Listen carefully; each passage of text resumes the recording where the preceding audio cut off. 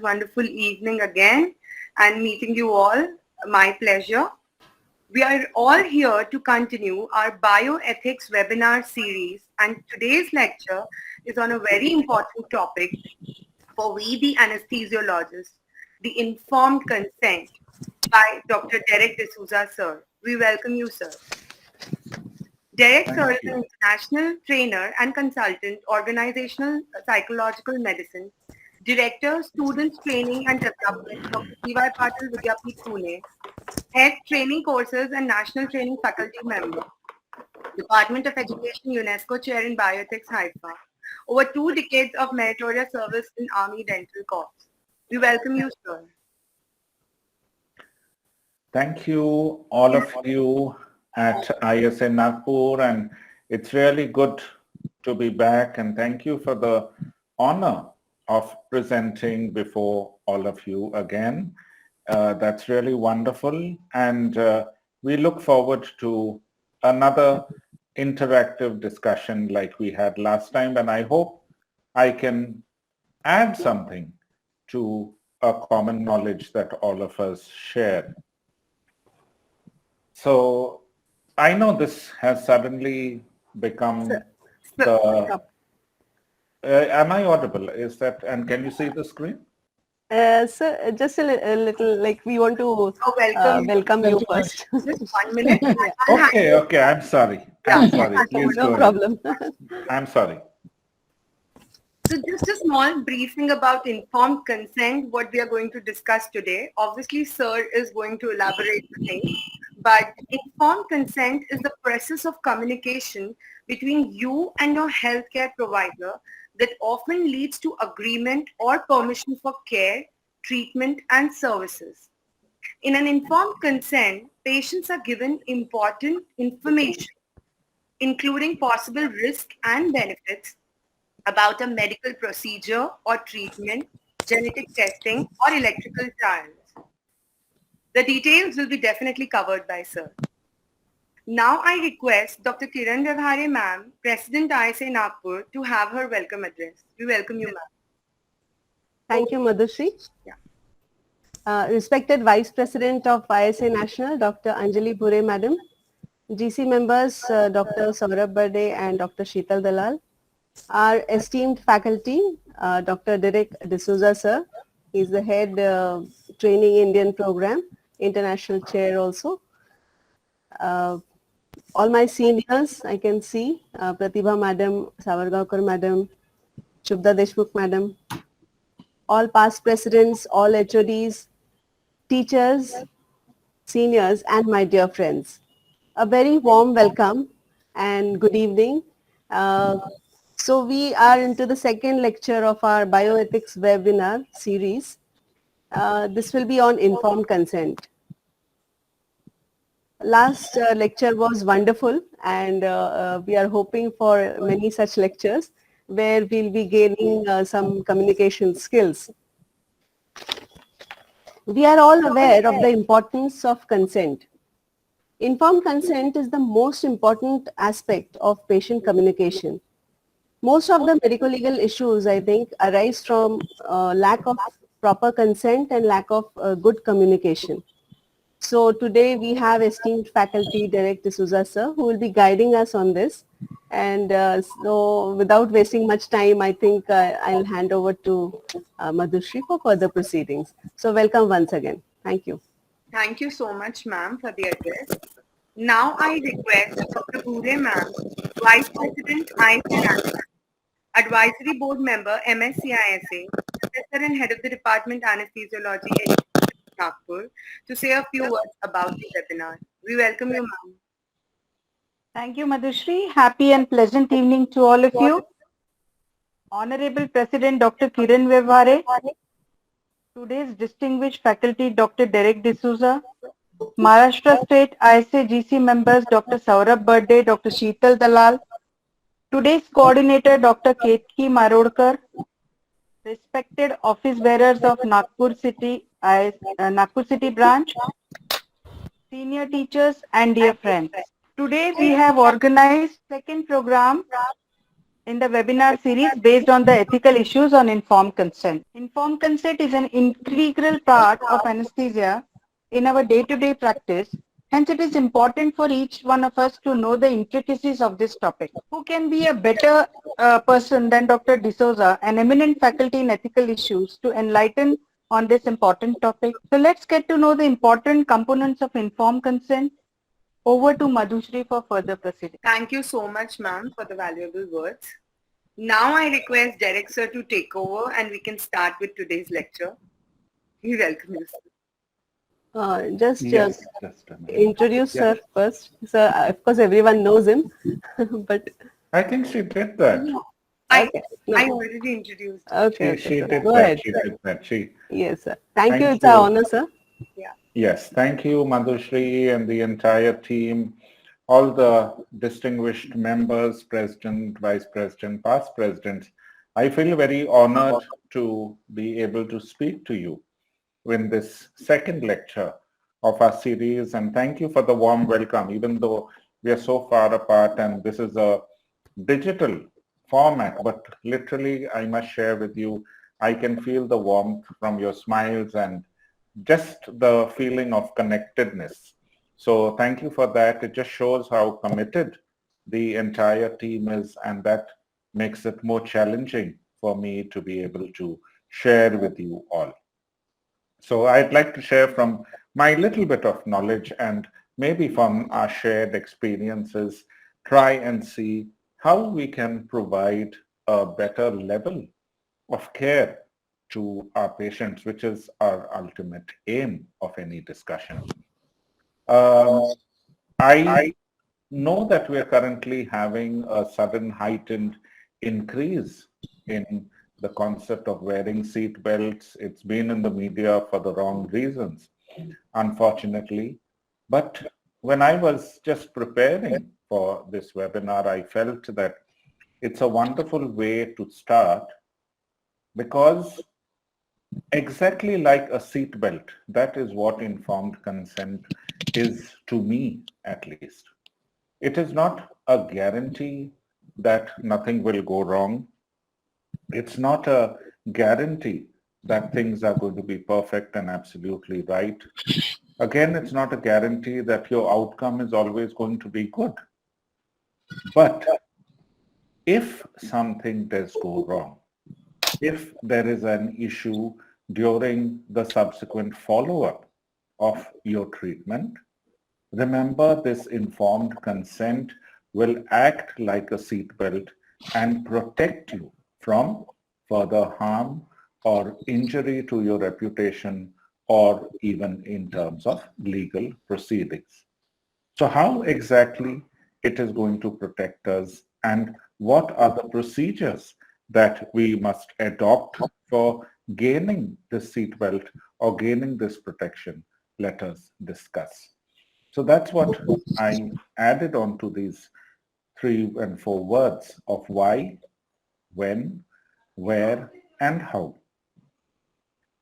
So the entire concept of an informed consent comes from this idea of human dignity, which all of us are aware of.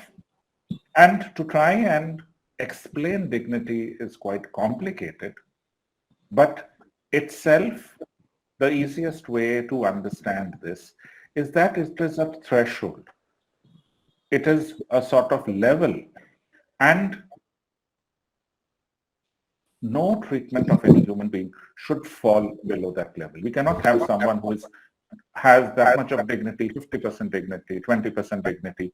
Dignity is either 100% or not there. And what you need to have human dignity? Absolutely nothing. You already have it. Just the fact that you are born as a human being, that is all that you need. It doesn't matter whether you can speak. It doesn't matter whether you are in a coma. It doesn't matter what level of mental ability you have. Human dignity is your right. As long as you are living and breathing, remember it is a right, and all of us need to uphold this level of human dignity. And any person, therefore, you can see he is dignified as a human being. That's it. Nothing else. It doesn't matter what his status is, where does he come from, who is he in terms of degrees, in terms of evaluation, in terms of society, nothing else matters. And from this human dignity, because each one of us is dignified in ourselves, we have this concept of autonomy. And we've already seen what autonomy is, and it gives us the autonomy, it gives us the freedom to choose, and for that reason, we need to have an informed decision. And this is where the doctors come in. And it's also a protection which is given to us by Article 21 of the Indian Constitution. Today, a lot of work, a lot of understanding is there when we talk about the doctor-patient relationship. And even though this paternalistic attitude, paternal meaning like a father. So we always keep talking about the days when the family physician was a member of the family. He was somebody you would go for advice. He would come any time of the day or night and was there from the birth to even when he had to come and sign a death certificate for someone. So very often there was total faith in the doctor. The doctor would decide what was best and the patient would passively agree.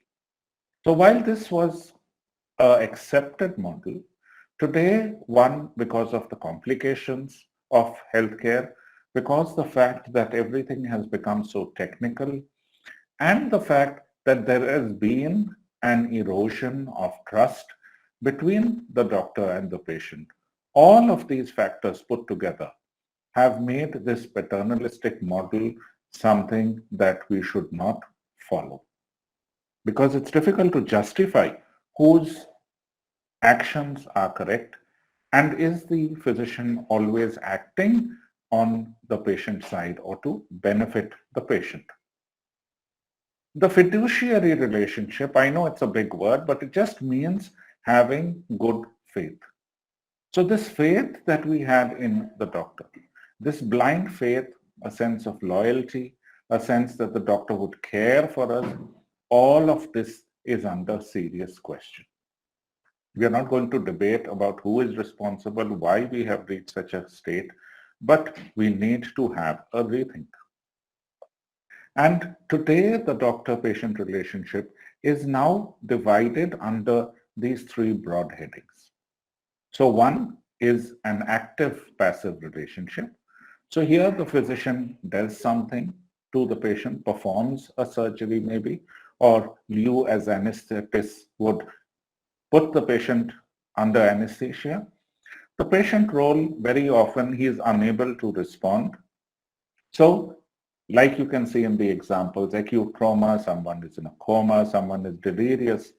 So the prototype that we can understand this is that of a parent and an infant. So the infant is unable to understand what is good for him or her, and therefore whatever the doctor chooses, that would be in the best interest. But remember, only in those cases that I have mentioned. The next is a guidance and cooperation model.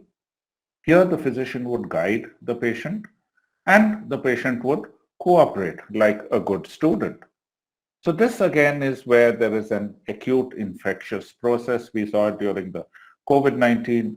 Whatever the doctor said or whatever the healthcare authorities told us, we had to listen to it, we had to obey it, despite the factor that we had certain questions in mind. So the model that we can understand is like a parent and an adolescent child. A child who understands, maybe has a couple of questions, but you can explain it. At the end of the day, they must cooperate. The other and most important model which we need to follow is there is mutual participation.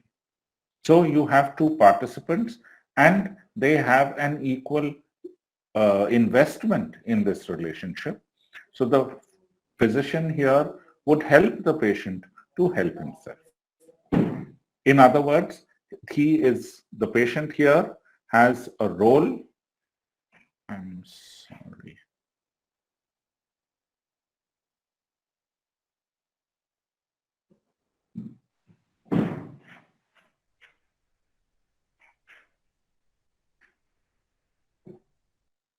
Yeah, I'm sorry for that. I was just trying to remove that heading there. So here the patient's role is that of a participant who can understand, who has the freedom to choose. So here you have, in most chronic illnesses, or most patients who come to a doctor for a regular follow-up. So here it is an adult. You're free to ask questions. You're free to give your feedback. You can tell the doctor how you feel. He will change your medication. He may ask for some extra tests, but both partners have to play an active role, and only then the patient will respond and cooperate.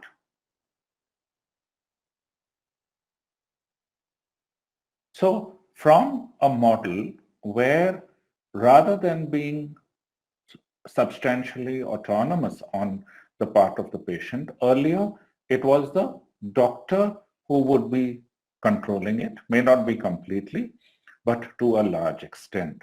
So that needs to change to the scale sliding on the benefit of the patient.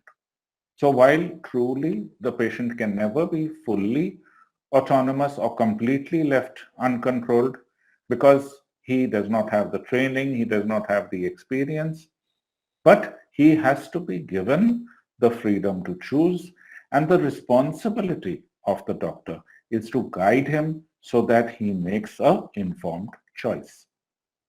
So having said that, the best approach that we can look for today is the SHARE approach. So not only is it an acronym, but in terms of the word itself, it gives you an idea of what is good to choose. So we need to seek the patient's participation. And see, here itself is where this concept of a seatbelt comes in. You are actively asking the patient, do you agree to participate in your treatment? So it is not that you are being forced or you are being coerced into undergoing this treatment plan, but you come as a partner and I will treat you as such. Once the patient is agreeable to being your patient, agreeable to listening to you and participating in this process, you can help him to explore and compare the treatment options. Again, important here to, when you talk to the patient, when you market it to the patient, please don't market it in such a way that the patient is compelled to seek one option. Today, this is where the problem lies. We run down known methods of treatment, we run down other options, and just say that, okay, yes, certain things are the gold standard. Now, for example, just because your hospital has the brand new latest robotic surgery options, you cannot tell them and you cannot force everyone to say that, no, this is the safest, this is the best, and I am very comfortable with this, so you choose this. The others are not so good. You will be in pain. You will have a lot of complications. I cannot guarantee. So that is not the way that you would present the options to the patient, for whatever the case may be.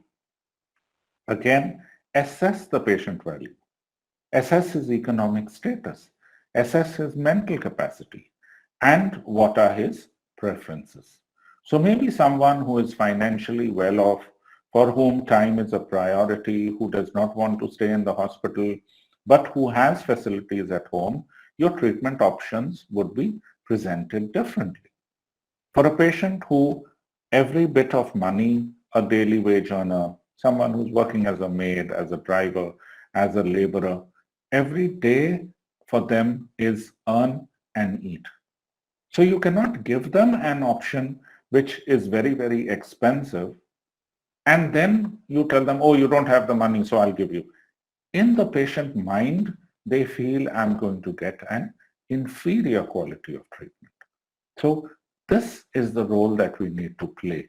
This is where the whole idea of care and trust between the patient and the doctor is important.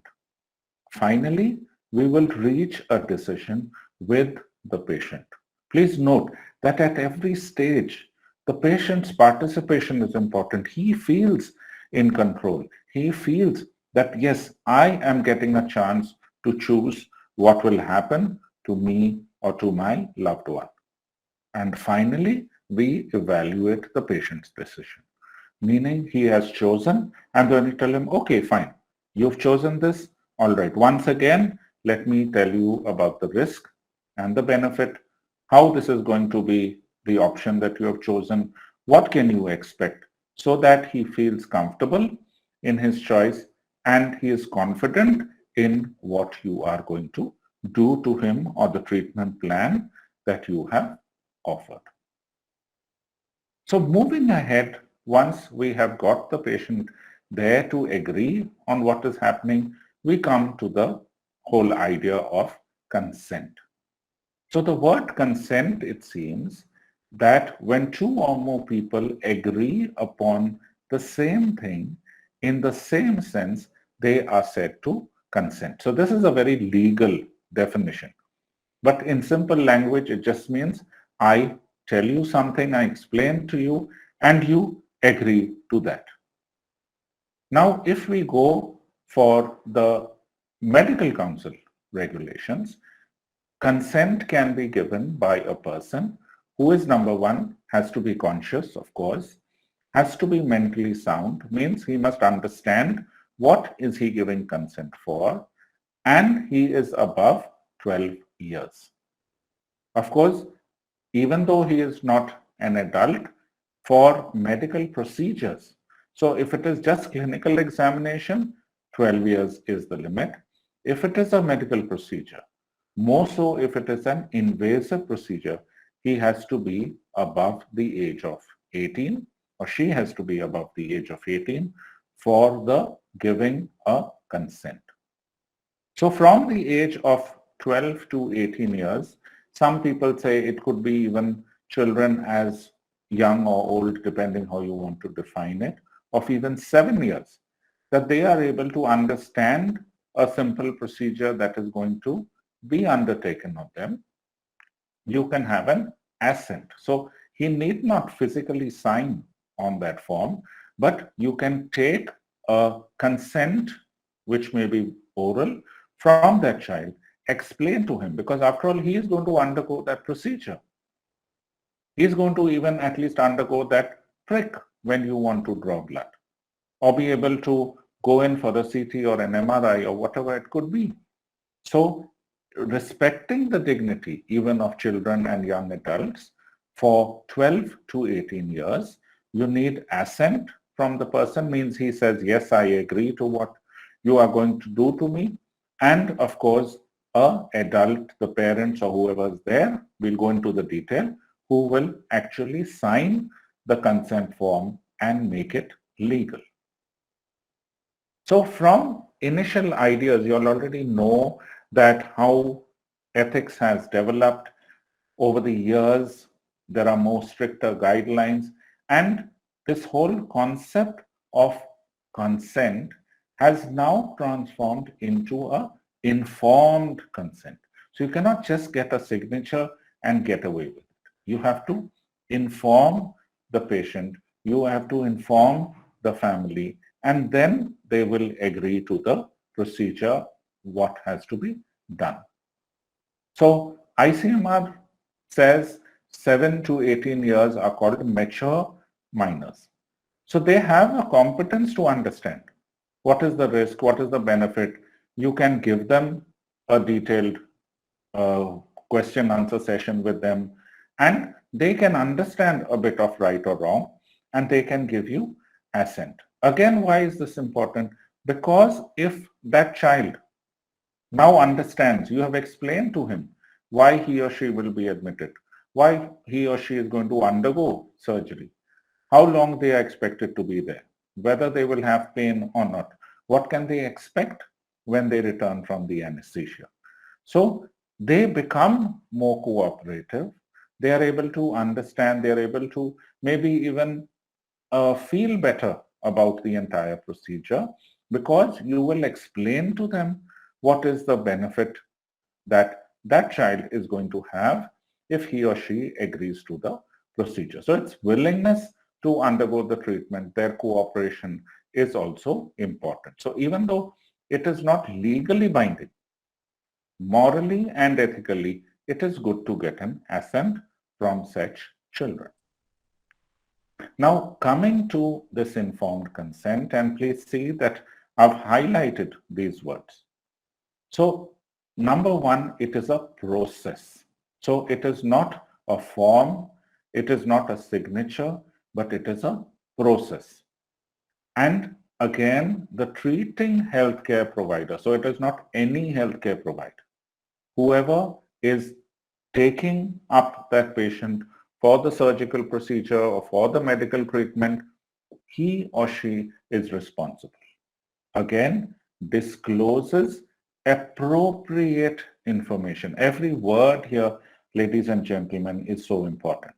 Appropriate information to a competent patient so that the patient may make a voluntary choice to accept or refuse the treatment. So again, it is the patient who will make the choice. And where does it originate from? We already understood the concept of human dignity, the concept of autonomy, that everyone can take a decision in what is going to happen in his or her healthcare procedure and long-term benefits.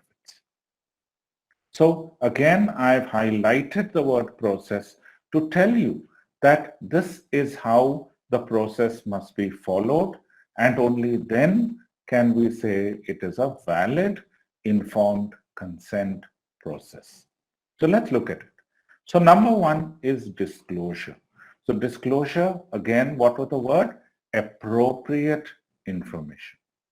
It need not be complete information. You need not teach the patient about anatomy and applied anatomy and physiology and anesthesiology, and it's not required. It is just disclosure of information that will help the patient make a decision. The next, which is very, very important, is comprehension.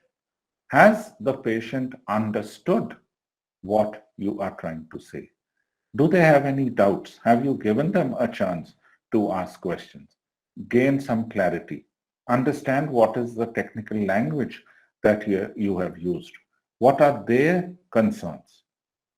So you may be very correct, but the patient may be having different concerns which you need to address. Then you have to explain that this is totally voluntary.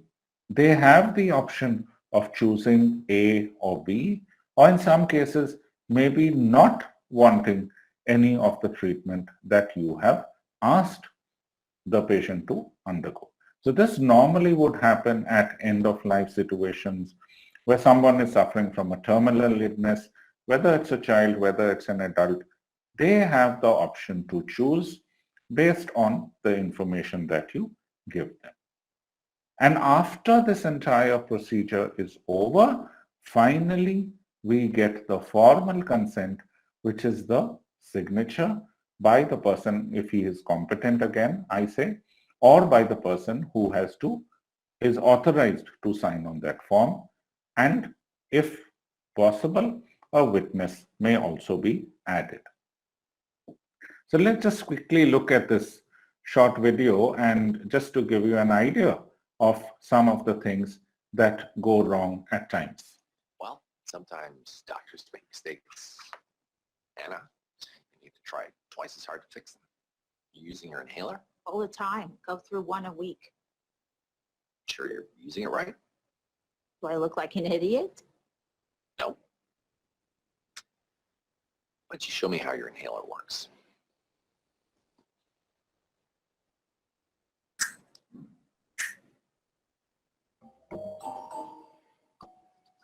Jerk. So what was the problem here? Definitely the treating physician would have given this lady a demo, Anna, I believe her name was. But remember that when you are speaking to a patient, he or she would be on your right or left. And when the doctor would possibly hold the inhaler and press it in front of the patient, his head would be turned to one side. So it is like you see when you go on a plane and they give you that mandatory briefing. Most of the attendants today, of course, they are a little bit more, they take a little bit more effort to demonstrate properly. For a very long time, they would hold that oxygen mask away from their face. Why? Because the mask that they would use for demo, everyone is using it, it's not clean, and probably you don't know how well it has been stored. So for our own safety precautions, they would hold it away from their nose and mouth. That is what would stick in the patient's mind, in the passenger's mind. And when oxygen was actually needed, they noticed that many of the passengers would be doing exactly the same as these flight attendants had demonstrated, meaning holding the mask away from your mouth, because they believed that was the correct procedure. That was what was shown to them. So giving information and what is comprehended by the patient may be totally different, and we need to be careful of that. So when we spoke, we said adequate information. So adequate meaning what a typical physician would say, what general consent of everyone, what would they explain? So again here, it is the focus on the physician. The focus is on the healthcare provider to take this decision. So it's not that the patient needs to know A to Z like anatomy textbook, or you give him a crash course on his procedure, but the physician will take the final decision. So remember, we are not taking any power away from you. We are still giving you power in this process. For the patient, again, what would an average patient need to do? Now suppose the patient that you are about to operate on is a surgeon or a fellow anesthesiologist. Definitely they would ask you more questions. Definitely their level of anxiety would be higher. And we all know that doctors make the worst patients. So again, a person who is not so educated, again, a patient who is more in pain and is just looking at alleviation of his suffering, and maybe it's just a simple surgical procedure that the abscess needs to be drained. So in that case, you needn't take all the risks to such a level and get him so scared that he is unable to give you a consent for a simple procedure. So that is where you need to balance it out. Again, a subjective standard. So this particular patient, if they were to understand this procedure, if they were to undergo this procedure, how much do they need to know? So here, every bit of information needs to be tailored to a specific patient. We cannot have a one-size-fits-all, give everybody a handout and say, okay, now you please read this, and this is your informed consent. You have to tailor make it to your patient in the language that he or she understands. A different information for the parents, a different information for the child, and then also be open to answering questions. So what are the types of consent that we have nowadays?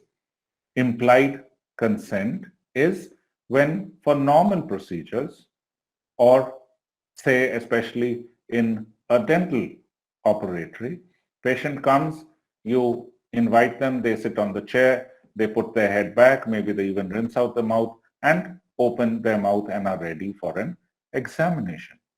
Because by and large, they've undergone some procedure earlier and they understand what the little bit of treatment may be required. So even you find a lot of people when they know they're to come for a blood test, they would roll up their sleeve, extend their arm, and they tell that nurse or even a doctor or a resident who's there that, okay, please draw my blood.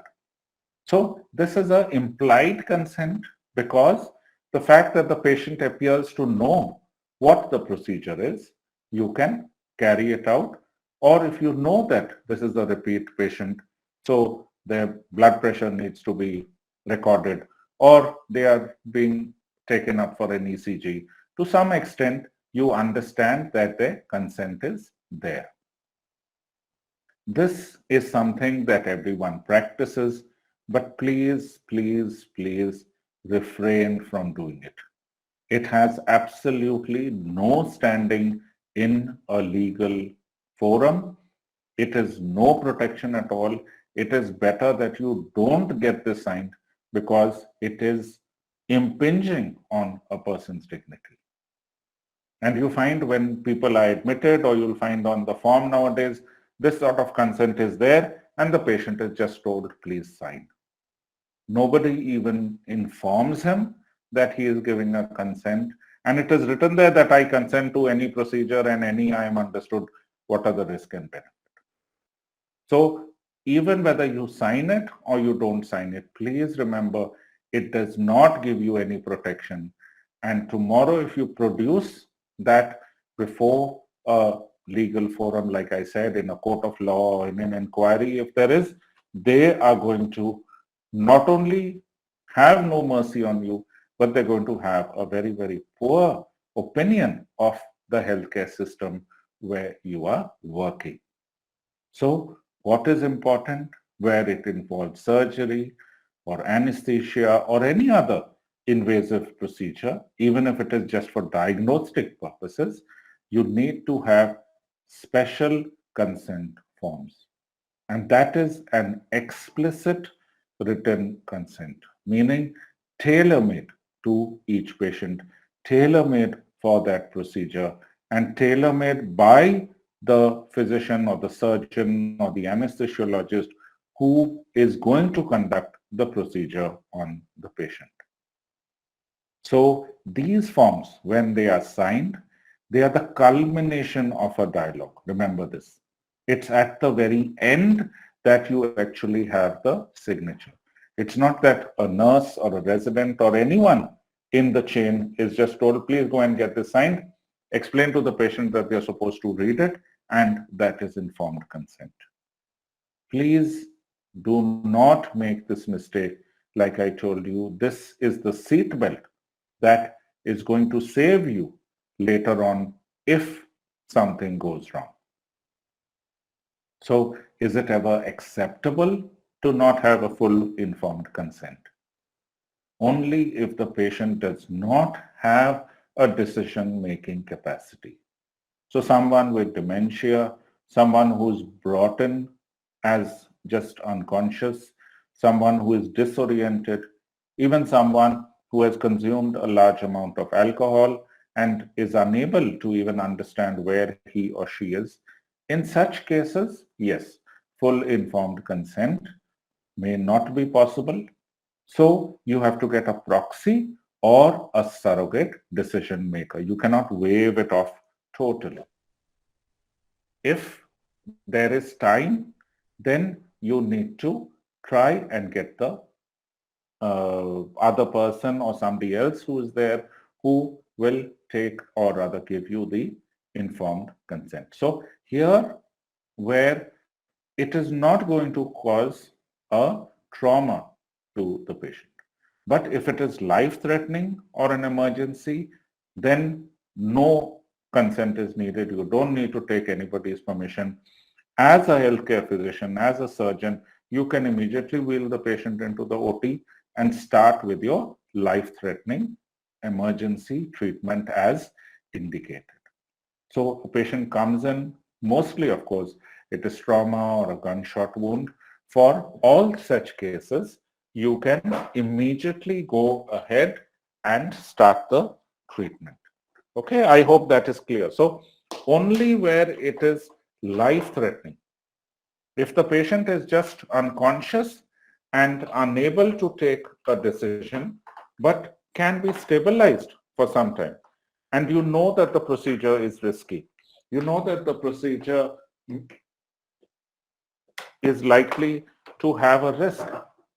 In all such cases, you actually need informed consent. So this is where again we as the healthcare provider can take the decision. Again, I repeat, life-threatening or an emergency, straight away do the treatment. Any court is going to back you up. But where it is going to, you have the time, you can delay the treatment. The minimum treatment that is life-saving is all that you should do.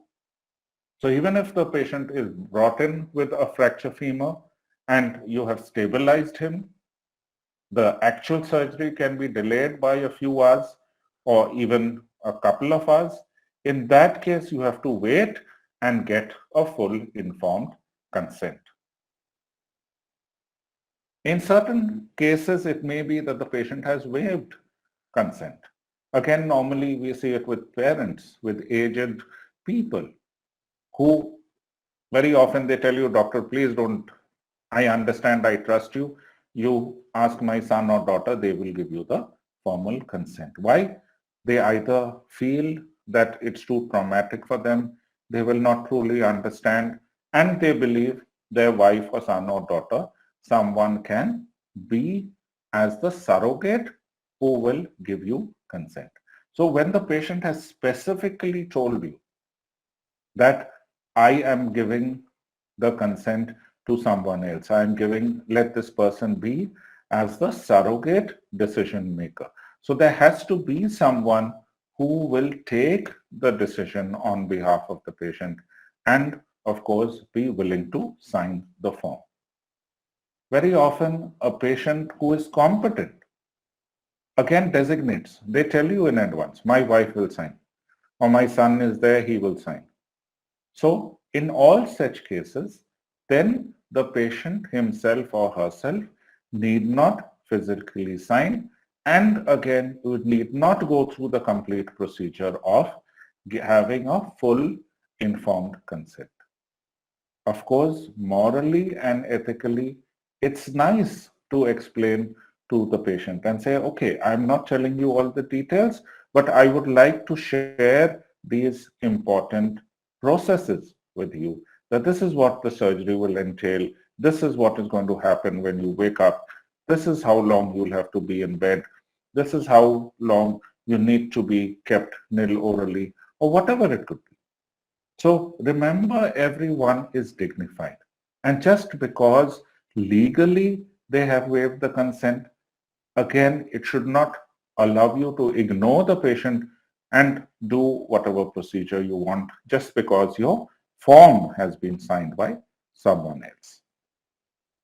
Again, if the patient consents to this new arrangement, he may have some questions which you will answer and then the family member will sign. So what should we do if the patient cannot give you an informed consent? Again, incapacitated for that short period of time or incompetent, like I said, a person who is intoxicated or in delirium, having a fall is brought in, whatever minimum treatment to stop the bleeding, maybe some investigation, radiograph, ECG, whatever, you may do that without having a informed consent. But once that is done, and then you find that a decision is needed, the patient may have not recovered from his condition. The patient may still be in a coma or unconscious. So depending on the time that the trauma team tells you, you need to find out someone who will be the surrogate decision maker. So very often it is the family member, an adult, where that person may be staying, because quite often we know people are staying alone in the city. At times they don't have family. So a friend, a neighbor, a well-wisher, that person needs to be found. Again, if no appropriate surrogate decision maker, the physician himself is the one who will decide in the best interest of the patient. So what you can do is from a different specialty or from a different department, you can get someone to come and sign the consent where no surrogate can be identified. Again, it would be someone is brought in a coma, he has no identification, but is still surviving. And again, you need to know whether you'll admit him, whether he has to be discharged, when will he be discharged. All such decisions will have to be taken up by a legal authority, by a court, and they will identify who is appointed as the legal guardian. So in a normal hospital, the medical superintendent is the one who has the authority to sign the informed consent, provided you have done your best and no surrogate decision maker is available. So these are the very, very strict conditions under which you know that you are allowed to not have the full informed consent. In case there are advanced care directives, today we have an entire law based on this. I know it's very complicated, it's not very easy, but we need to at least read about it and understand what is the procedure. So someone who has given advanced care directives and is now brought in unconscious or unable to communicate, in such cases, again, we need not have the full informed consent. So who becomes the surrogate decision maker? It would be a legal guardian who has been given authority to take such decisions about healthcare. An individual may even have a power of attorney, because at times we know that today patients are more aware. They sometimes don't want their family for their own reasons not to be the ones to make the decision. They would designate a friend, they would designate maybe a brother or a sister or someone else whom they actually trust. Normally, it would be the spouse if the above legal documents are not available, adult children of the patient, but again, provided all are in agreement. So we see classically those cases where the question is whether to switch off the ventilator or not, or what is the treatment procedure that the children want. So again, all have to be, you cannot have 50-50 and you cannot have a toss of the coin and say, okay, now we are going to debate. No. All of them need to decide together and be in agreement. Parents of a patient, of course, and adult siblings of a patient, again, all need to agree to the procedure or whether there will be withdrawal of life support.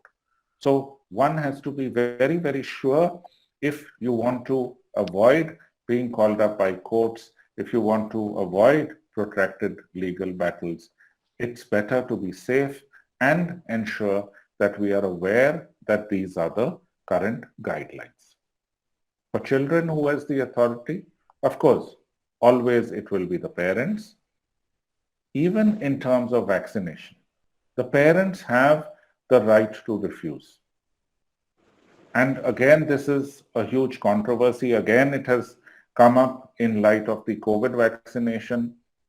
Previously also, especially in the US and certain countries in UK, a lot of people don't believe in vaccination for children. And the child may be unable to decide for himself or herself. In those cases, one needs to be careful because legally the patient does have the right to refuse even vaccination. Of course, discontinuation of life support can be, again, a traumatic experience. At times, again, I have seen that we've had, especially girl children, unfortunately, in our country, towards the rural areas or towards a hospital or a healthcare center in which the economic condition is worse. You find that children are born premature, and if it is a girl child, they will tell you that we cannot afford. They will sign that discharge against medical advice, and they will take that child home. Fully well, you know that discontinuing the treatment or discharging the patient from the NICU or PICU is definitely not something you would want. But the reality of life is they have the decision, the legal power to make such a decision. So it's quite traumatic, I know, but either you go for a legal resource, which none of us really has the time, but that is the sad reality of life. So very often we know that parental decision making will be in the best interest in the child. So if you feel that a child, and especially after they are above the age of 7 years, and the child has a say, in those cases, maybe as a very moral or an ethical healthcare provider, you can challenge it to some extent. But again, very, very difficult unless you have a good legal team, unless you have your hospital administration who is willing to stand by you. But this is the reality of life. It is the reality of the practice that we have to keep in mind. If again that only when it is an emergency can we presume that the patient would have got this to be done. So again, someone was walking down the road, appears to have a stroke or appears to have a cardiac arrest, and you feel that he or she would undergo the procedure under normal uh, guidelines. In that case, you can get a signature of the medical superintendent on the consent form. So even in this emergency situation, a third person, and it is understood or assumed that the medical superintendent, being in charge of the treatment of the hospital, he or she will take the decision. But you cannot just take up the patient without having someone, like I said, a surrogate, or worst case scenario, the medical superintendent who will sign off on the form. Again, because we are talking about human dignity. So the bottom line must be that we go back to considering that lost faith in doctors, in medicine, that we have the principle of beneficence. We have the principle of ensuring that whatever decision we take is actually on the patient's best interest. And once you are able to demonstrate that, in such cases, you can delay the consent, or even if something goes wrong, maybe to some extent, you will have a legal protection. But you have to be able to prove that this was done for the principle of beneficence. It was an emergency. There was no time. So difficult decisions to make, but this is the reality, at least we need to understand. At times, we need to record the consent of the patient, especially in terms of high risk, especially in terms of where there may be a clinical trial involved. So if it is just oral, it will be in the presence of uninterested third party. So again, you cannot have your staff, you cannot have a mama moshi, someone who is there, and you just call them and say, okay, you are going to consent to the procedure and this person is there. No. You can call another patient. Again, if it is examination of a female patient, especially younger females, even in terms of pathology tests, radiological procedures. So you need to get a consent that this is what we are going to do, and do you agree to it? In that case, a oral consent is good enough. For any other procedure, a written informed consent in the language understood. Otherwise, that whole concept of comprehension is not there. So it does not become a valid process or a valid procedure. It is mandatory in every diagnostic therapeutic procedure or any other medico-legal examination. Again, if you are recording a video, you have to also inform the patient that the video is being recorded. So again, if you feel that you're in a high risk practice, you feel that the patient is very important, or you have an understanding that the patient is aware of his or her legal options, they are likely to cause a trouble for you, you may go ahead and even take a video of the consent procedure so that you and your institution are safe. What are the exceptions, like I said, where it is life-saving? So you're performing an emergency tracheostomy, or you're controlling bleeding to whatever extent is required. Where medical legal cases are brought by the police and you are told to examine them or you're told to give them treatment, again, you need not waste time. You can just say that this is a MLC case. Very often we have different files for this, and you would do the emergency treatment or whatever procedure is needed to the extent necessary. Okay, so again, keep in mind it's only the emergency or life-saving procedures that are covered in this. If it is issue of a certificate for insurance policies, because that is again a legal requirement. So you don't need the consent of the patient before giving that certificate or before conducting the test and giving a report. When the person will consent to the insurance policy, using that as the legal cover, you as a healthcare provider will give the certificate or carry out that examination as necessary. Where it is in public interest, you know, in COVID, people were forced into lockdown, people were admitted. The minute they had a positive test, people were isolated within the houses. So where public interest is there, public health measures, again, you don't really need the consent. Diseases under the notified category, again, same explanation. Prisoners. The reason why it's difficult, I know, but the reason why consent is waived off from the person himself is that suppose someone is having maybe a fever for a long time, needs investigation, needs detailed examination, and he or she is not willing to give a consent for the reason being that it helps him or her to stay longer in the hospital rather than be in the prison. So the doctor who is there at the prison, or when he or she is brought to the hospital where you are a practitioner, remember that again the warden who has come or the person who is accompanying the prisoner will give you the consent. Morally and ethically, yes, where it is possible, you can inform the prisoner. Remember, his rights are not totally removed. He is facing a punishment. He is incarcerated in prison. He is not allowed to go free.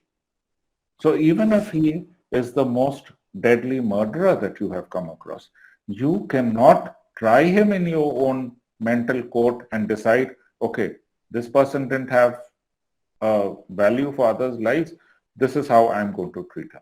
Please don't make that mistake. Justice has been done. He's serving a life term, or maybe he's already in prison for his crime. Legal procedure will take care of that. We need to ensure that yes, the informed consent is there for the best treatment that he needs, and then you can explain to the prisoner that this is the treatment we are doing and this is in your best interest. If you are under court orders to examine a patient and give your report, again, you don't need the patient consent.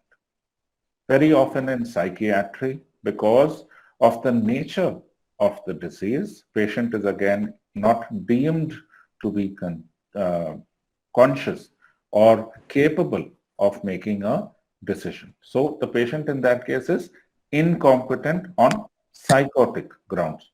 So again, no informed consent from the patient. You can take it from a surrogate decision maker. But again, if it is long-term treatment, and even these psychiatric patients, they have small periods where they are competent enough to make a decision. Once their treatment starts, they can come back to a time where they have competence. They can understand what their treatment has been started. In that case, at that point of time, you need to take an informed consent so that you can carry on the treatment. It's not just once I've got the consent, so I will continue with the treatment of the patient as long as it is needed. No. Again, like I said, legally, you may be right, but morally and ethically, involve the patient. Your outcomes will automatically be better. So to summarize, if you see that every time we have spoken about the entire issue of informed consent, it is to keep in mind that a patient has autonomy, which comes from the concept of human dignity. So when their choice deviates or is quite different from what a normal individual would do, on one hand, we have to have a moral respect for the patient. We have to understand that if we have done our best to explain to him his choices, he totally understands what is going to be the outcome. If he does not want the procedure, he's going to continue to have pain, he's going to have bleeding, he's likely to collapse, he's likely to have an undesirable outcome. If he is aware of that, if he accepts it, that this is my information given to me, I agree to it. I don't want radiotherapy. I don't want chemotherapy. You have done your job. Beyond that, it is a commitment to protect our patients.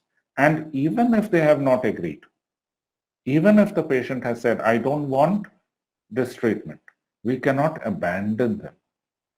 Even if he collapses the next minute or in the next hour, we have to go back and give him the minimum treatment that is needed.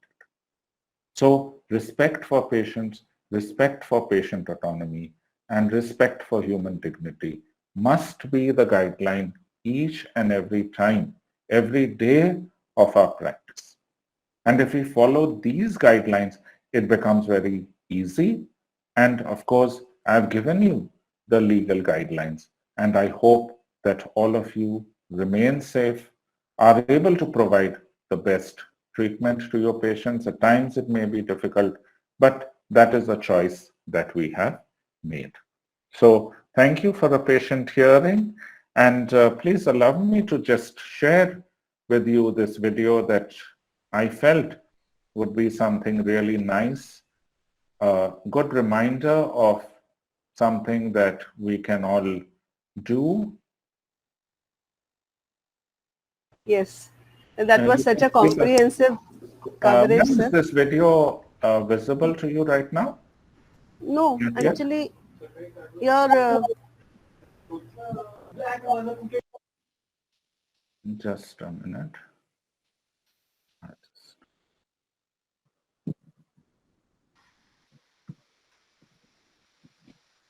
Okay, I think now it should be coming up. Yes, I hope you can see. Yeah. Okay, I'll just Yes, sir. play it. Yeah. A.D. Williams once said, imagine what 7 billion humans could accomplish if we loved and respected one another. Just imagine. Imagine if there was no greed. Imagine if there was no comparison. If everyone was running their own race, but cheering for all others at the same time. Maybe we'll never see that in our lifetime. But what we all can do is start with ourselves. Start with yourself. Choose to lift others up. Choose to set the example of kindness and integrity, the example of compassion and understanding. There's a quote that says, no matter how educated, talented, rich, or cool you believe you are, how you treat people ultimately tells all. Integrity is everything. It really is. Who you are is far more important than what you have. And it will always be. Who you are is measured by how you make others feel. Be kind to each other. In a world where you can be anything Be kind. Choose to be the change you wish to see in the world. Decide you will not wait for someone else. You will set the example. Be kind. Because you never know how much that person is suffering inside. You never know the difference your words can make, the difference your presence can make, the difference you can make to one human life. Be the reason someone believes in the goodness of humanity. Be the reason someone else decides to make a difference in others. Be the influence you want to see more of. Always do what is right, not what is easy in the moment. Kindness spreads like a virus. When you do good to another, that person does better to those they come in contact with. You really can make a big difference in the world today and every other day. Anne Frank said, in the long run, the sharpest weapon of all is a kind and gentle spirit. No one has ever made themselves great by showing how small another is. Be kind and always build others up to the best of your ability. Treat everyone with the same level of kindness that you would like for yourself. Not because everyone is nice, but because you are. Because karma makes no mistakes. Because it is right. Because you have integrity. Because you want this world to be better when you leave than when you arrive.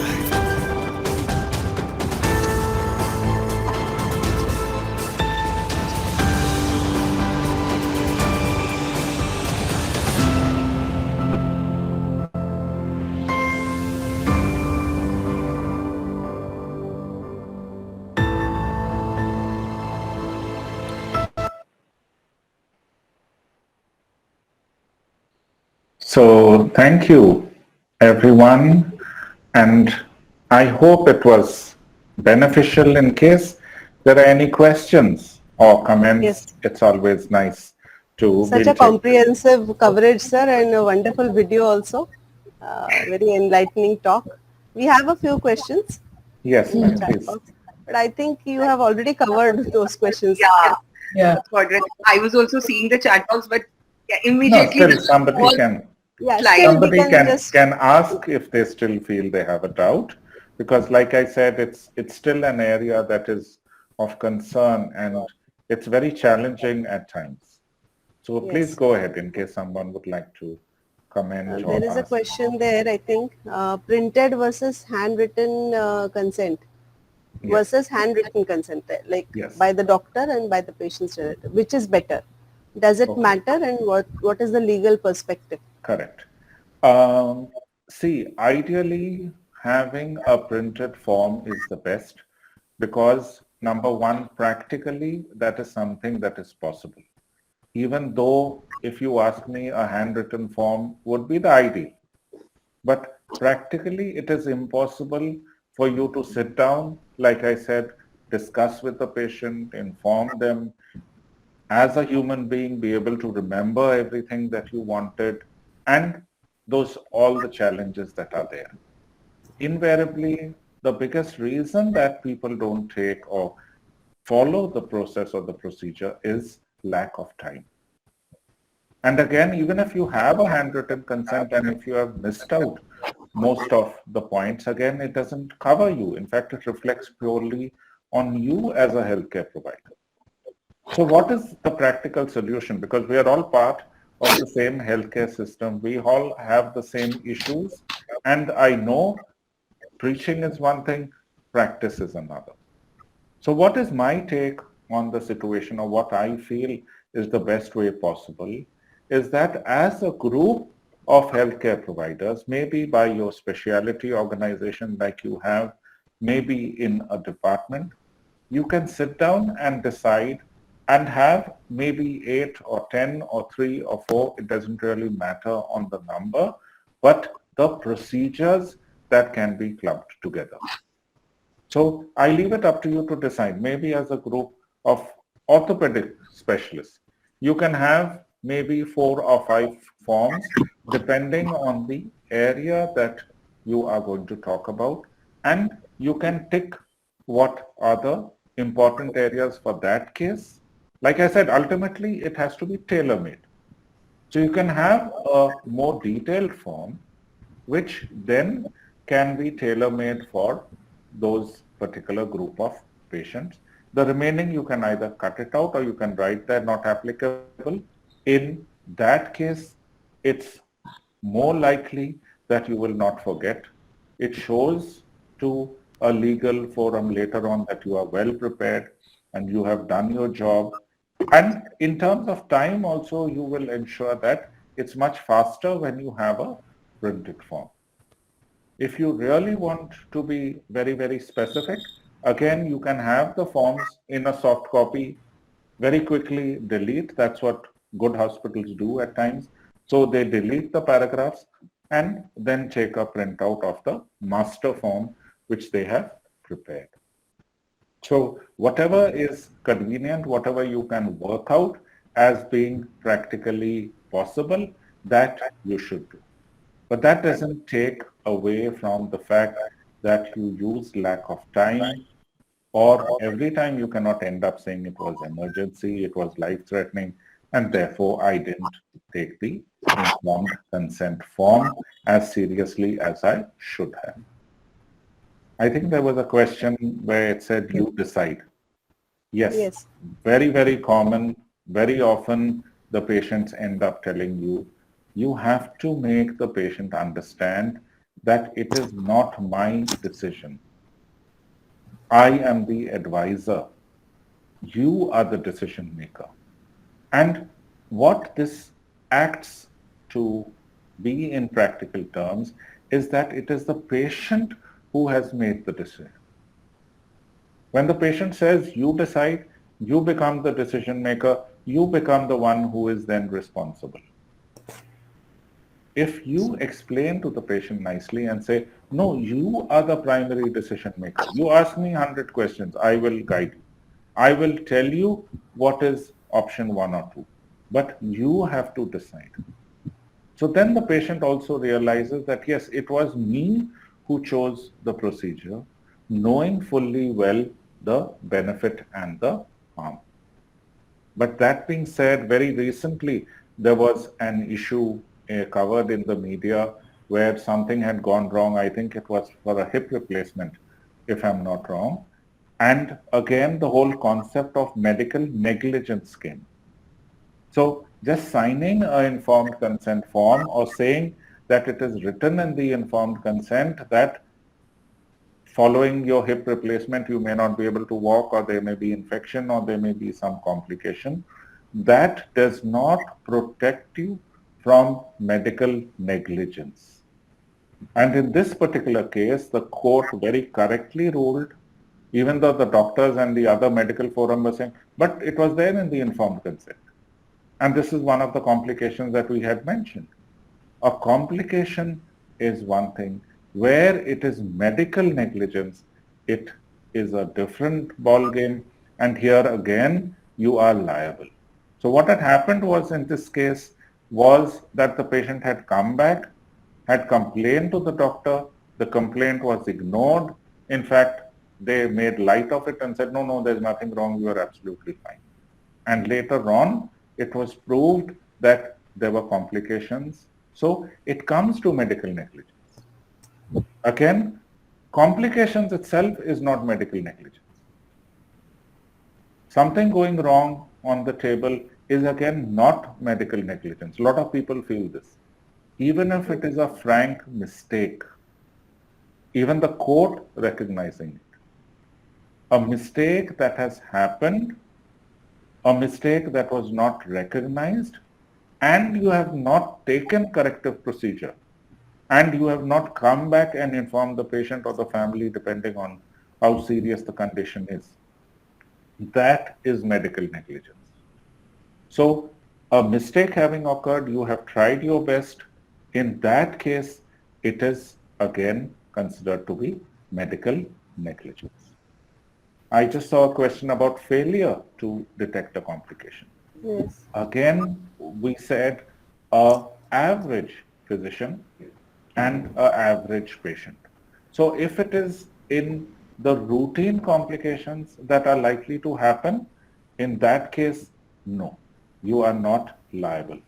But if it is the rarest of rare, just because it happened to be the 1 in 100 or 1 in a million, which you did not predict, no, you are not liable for that. That being said, if you have missed something, it could be on a CT scan or it could be during examination, and another of your peers or another specialist stands up and says, no, no, this doctor would have been able to catch it, then you are in trouble. Of course, it's not just one doctor against the other. They would ask more than one specialist. They would go and ask others for their opinion. They would also go into history and see what does the literature say. So by and large, if you have missed something that you shouldn't have based on your experience, based on your position, where you are. So a very senior physician or healthcare provider working in an ideal environment would be held to a higher standard. A resident or an intern who has just passed out and has missed on something will not be held negligent on that ground, because you can say that he was working in the field, he was working in a noisy environment for whatever the reason is. So he or she missed that complication. So remember, every mistake is not medical negligence. Otherwise, none of us would be here right now. We've all made mistakes. Neglecting to accept and then failure to give the necessary treatment to the patient, that is medical negligence. So medical jostling also is creates problem, I think. Yes, definitely. See, unfortunately, I always keep telling this to all our friends. We are responsible for the situation we find ourselves. Even if not totally our fault, but we are a huge part of the problem. Let us accept that. If we continue to feel that we are still gods, we have to be put up on a pedestal and nothing can go wrong from our side, we are fooling ourselves. And we are hiding our heads in the sand. And therefore the legal concept will come in. Legally, courts are going to start taking decisions for us. And that is not something we want. If we have our professional associations, if we are honest with what we want, if we realize that these are the complications that are happening outside in medical practice, take corrective measures. Identify those few people who are giving a bad name to the entire profession. It's still a few of the doctors who are actually trying all this. It's a few institutions who are taking these shortcuts. But we are failing in our duty of taking corrective action. Once we start taking corrective action, automatically the other professionals will understand that yes, there is a risk.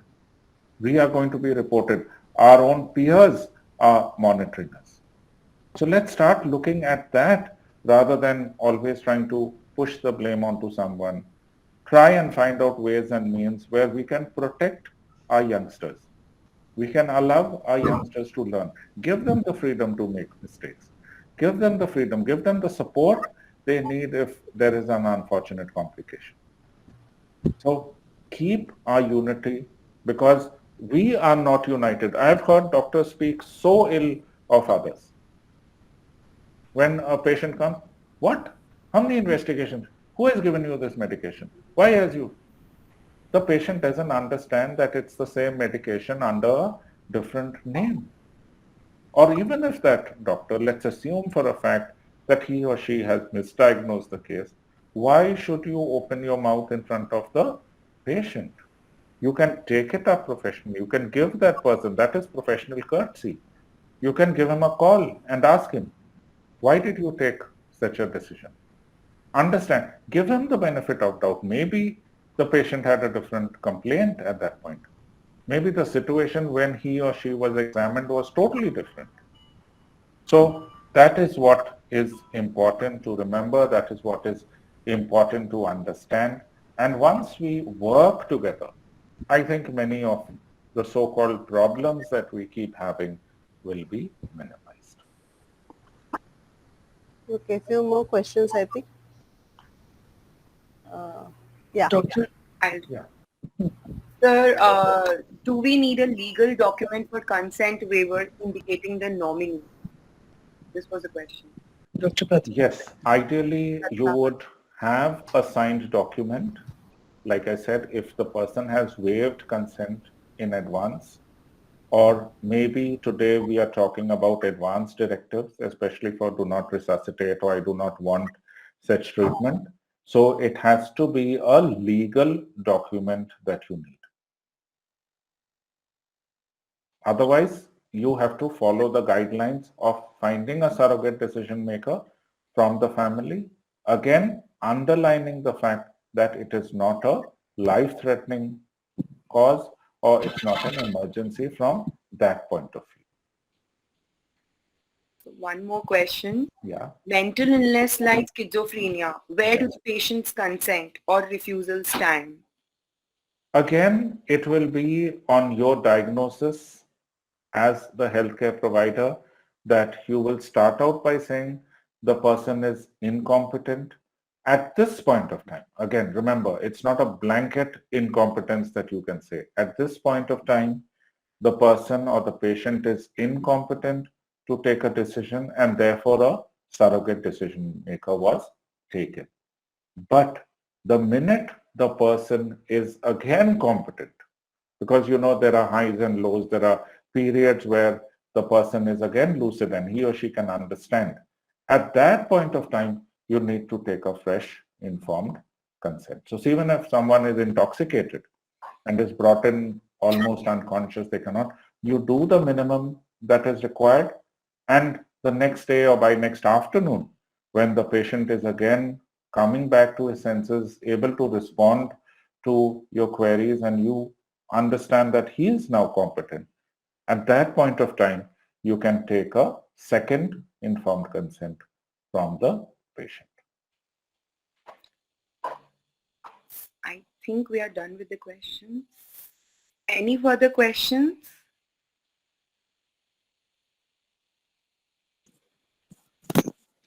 I think everyone has understood things very well now. Thank you so much, sir, for your valuable time in such an informative lecture. And this is definitely going to help us, we the newer generation, probably few more things which got clear for myself. What I'm thinking right now is, like, at times we actually think that I don't know whether this person is actually he or she will be able to give the consent or not. Yes. But now at least ideas are clear that I know whom to ask for consent Very true. for. Yes. Yeah. Yes. So this is definitely going to help us in the long run, henceforth in our informed consents, whatever which we are going to take. Thank you so much, sir. Thank you so much. Yes. You have clarified the doubts very nicely. I'm Anjali glad I Bhure, could do that. do you want to add on something? Kiran. Yes, ma'am. I would just like to narrate a small incident. And Dr. Derek, this was Yes, ma'am. Good evening. Nice maybe to good have evening. you here. Yeah, Please go this ahead. was about 25 years back, Yes. and probably Bhure madam would remember it. We had a patient who had come with a fracture femur, and Right. he was to be taken in for an open reduction. Now his son was willing for him to undergo the surgery, but the patient did not want any surgery. Okay. He was sound in his mind and thoughts, and he was continuously saying, "No, I don't want to undergo this surgery." Mhm. And the son was also speaking in his interest कि आपका pain कम हो जाएगा and everything. He wanted him to, but the patient was refusing.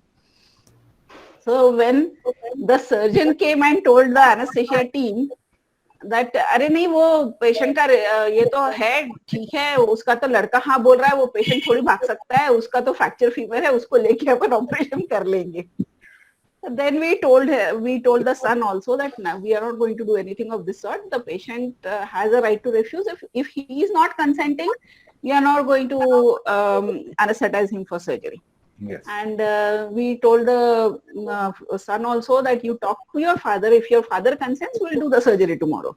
Ultimately, the patient did not get operated, and I don't know for how long he survived after that. But what I remember out of that incident is later on I had gone to the general post office.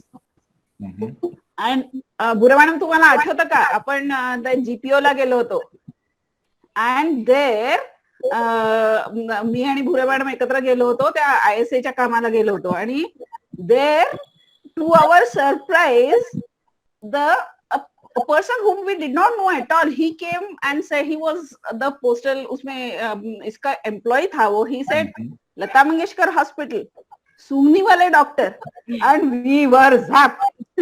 How do you know us? He said that I was there when this thing happened and I was so happy to know that there are still doctors who would listen to the patient. बोले वो patient भाग तो नहीं सकता था पर आप लोगों ने जिस तरह से वो सबको समझाया मुझे बहुत अच्छा लगा. The whole thing came as such a big surprise to us. बुरे बड़ा आठवतं का तुम्हाला? Very true, very true. No, most patients have a reason why they are refusing treatment. Remember that. So it's not just giving the information. At times it's helpful to understand what is in the patient's mind. What concern does he have? Because, for example, in this case, you can just ask the patient and say that, aren't you having pain? Aren't you having discomfort? Wouldn't you like to stand again at least, or at least move around? And then he may give you a story of saying, no, my friend or somebody I heard or someone I heard them talking that with this fracture femur, there was a complication and the person died. So there is a reason, because most of us are rational and we understand things. So if you understand now, like I said, you would have only gone ahead with all the risk and benefit and spoken to the patient like a good healthcare professional. You would not know the case that his friend or someone he knew died on the OT table or died in this particular hospital. Again, that's a misconception people have. Oh, someone who's operated here or operated in this department doesn't survive. So these sort of irrational beliefs can be easily corrected. I know of a case where a child was asked to donate bone marrow for his sister. And again, consent was not required, but the child had to give assent. And the child was shouting and screaming and very, very uncooperative, despite the doctor taking the trouble of explaining to him, telling him it's not going to be very painful and whatever. When the doctor called the child aside and said, why are you so worried? What is troubling you so much? By thinking or understanding that the doctor is going to take out my bone marrow, because see, this is the language that we use, that I'm going to remove your bone marrow for your sister. What the doctor failed to explain was it is a tiny amount of bone marrow. Okay. The poor child misunderstood that, like you say, when someone is asked to donate blood and they feel, okay, you're going to drain my body of blood. So that child misunderstood all my bone marrow is going to be sucked out and I'm not going to be left with any bone marrow. Essentially, I am sacrificing my life for my sister. Because that's everybody went around saying, oh, your sister needs, she's going to be saved. You need to help her. You need to save her. This child felt that I am going to sacrifice my life for my sister. And the minute the doctor explained and took the trouble of showing that, listen, this is the amount of bone marrow that we will take. You will, yes, have a little bit of pain or discomfort. Your life is not at risk. You will have a normal life. Your sister will have a normal life. And within a minute he consented. He was the happiest patient and he was jumping all around the world. So there is a reason why we act. And understanding that reason is very important. Sometimes a patient may not agree to a procedure. Why? His daughter may be getting married in few days' time. So he says, no, I don't want to be on the bed. Somebody has to do all this. So if you are able to explain to him and say, okay, we will maybe just postpone your surgery, or maybe we'll put you in a splint or allow you to finish whatever work you have, or maybe you just want to be at home on the day of the wedding, we'll arrange that. Definitely he's going to agree to your procedure maybe 15 days down the line or 1 month down the line, what you as a healthcare professional can decide to give him time. So it's all about having that concept of caring, understanding why the patient is not cooperating. Invariably, you can easily find the solution. Thank you, sir, for such great examples in day-to-day life. We can actually learn a lot from these examples. Now I request Dr. Sarita Choklekar ma'am, Secretary ISA Nagpur, to present the official vote of thanks. Over to you, ma'am. Ma'am, unmute yourself. Thank you, Mangeshkar.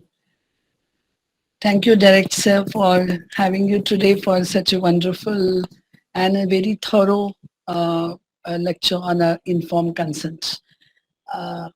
Thanks a lot, sir. My sincere thanks to Vice President National, Dr. Anjali Bhure Madam, for joining today's program and motivating us for carrying on such a program on informed consent. Thank you, Madam, very much. My sincere thanks to our GC member, Dr. Saurabh Bade and Dr. Sheetal Dalal for joining the program, and all the senior members, Dr. Pratibha Deshmukh Madam, Dr. S.K. Deshpande Sir, Dr. Savargaonkar Madam, and for today's program. Ketki has done a good job by coordinating with Sir, Derek Sir, and Sir is here today for our lecture. So a lot of thanks to Dr. Ketki, and sincere thanks to Madhushree, wonderful conduct of the program, and hope, sir, we will meet again for further communication bioethics webinar in future. Thank you very much. Definitely. Thank Thanks you so for the much. honor. Thank you for this chance. Thank you so much, sir. Thank you very much. Welcome, welcome. Thanks, it's Have a been wonderful wonderful. week ahead and see you also. Yes. Thank you, sir. Thank you. Take a leave, sir. Thank you. Bye-bye. Good night. Thank you. Good night. Derek sir. Yes, ma'am. Sir, I just wanted to tell you Yes. that one of my, actually my niece, Yes. she and her husband have gone to Israel. Okay. They are, he is doing some research on breast cancer, Right. and they are working in University of Haifa. Oh, wonderful. That's great. That's wonderful. You can tell them to meet Professor Kami. He's a wonderful person, and just meeting him is really great. Okay. So you can always tell them that if they get a chance to go across and meet him, he's a gem of a human being. And though he's not a doctor, he's a retired judge of the High Court, but single-handedly to take on this challenge and to put this entire process is something that it's really nice to meet him. So if they get the chance, they shouldn't miss it.